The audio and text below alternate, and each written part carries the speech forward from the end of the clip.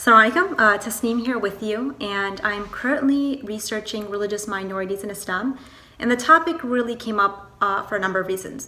Number one, unfortunately, it's been covered a lot in the news for the wrong reasons, for deplorable manifestations of religious intolerance committed by so-called Muslims abroad and all over the place. So it's been in the media, and then that sort of spiked my interest. And then I was in a class, in one of our classes, I was reading an academic's viewpoint on the issue.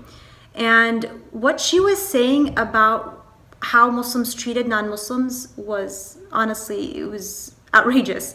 And I knew right off the bat that what she was saying wasn't aligning with Islamic principles. And if something doesn't sit well with me, I'm not just going to leave it. I know that something has to be done. And so I started to look into the topic. And honestly, it didn't take long before I was able to really counter a lot of her views, if not all of them. And I'm really excited to be able to share that with you all. So where I started off with the research was I turned to Imam Ibn al-Qayyim's book called Ahkam Ahlul Dhimma, which translates into the law of the protected people.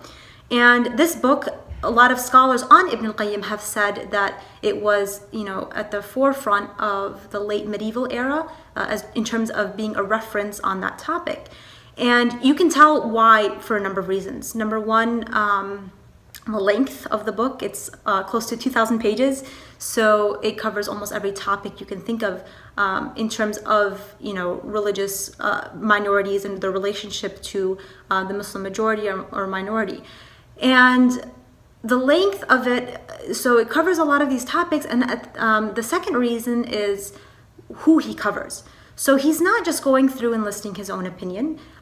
He does that, but before he does that, he will list any Quranic ayat or verses that are related to it. He'll cite prophetic hadith, narrations by the companions, and then he'll go through, the schools of thought, Imam Shafi'i, Imam Malik, Abu Hanifa, Imam Ahmad, all of them, and he will go through them and basically list their opinions and list how they arrived at their conclusions.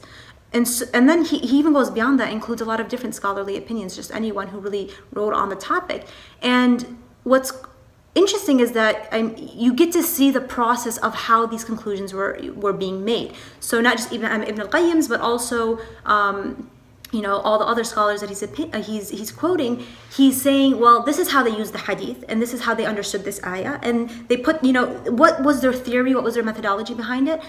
He took that and sort of explained it on his book, and then he gave his conclusion based on his own evidences. And a lot of times that agreed or didn't agree with a lot of these scholars. So the point is that you get to see the process behind it. You get to see what's going on behind the scenes of how these scholars are coming to their conclusions.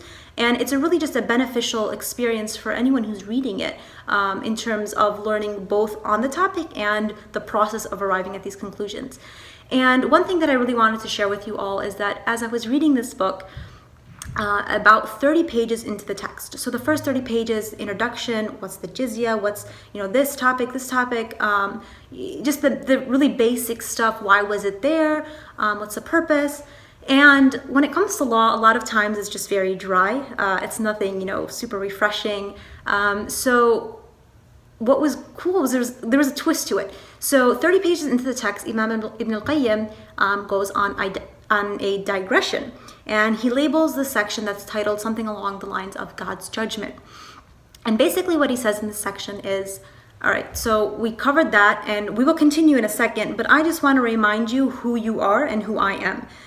We are both men, and men, women, man in a very general sense.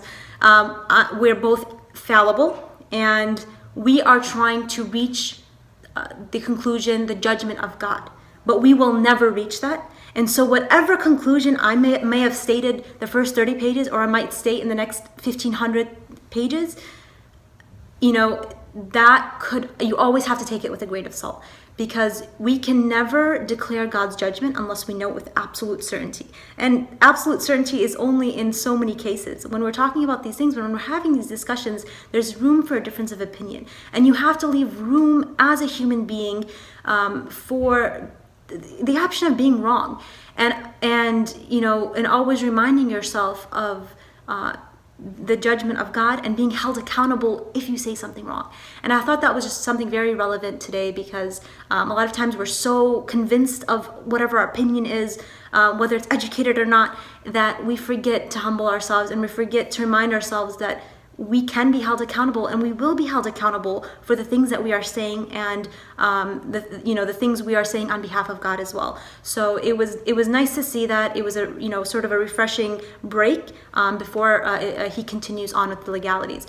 In any case, I'm really excited to share my research with you all. It has benefited me, alhamdulillah, a lot, and I really hope it will serve as a benefit to you as well. So look forward to it, inshallah. Jazakumullah khairan. Wassalamu alaikum.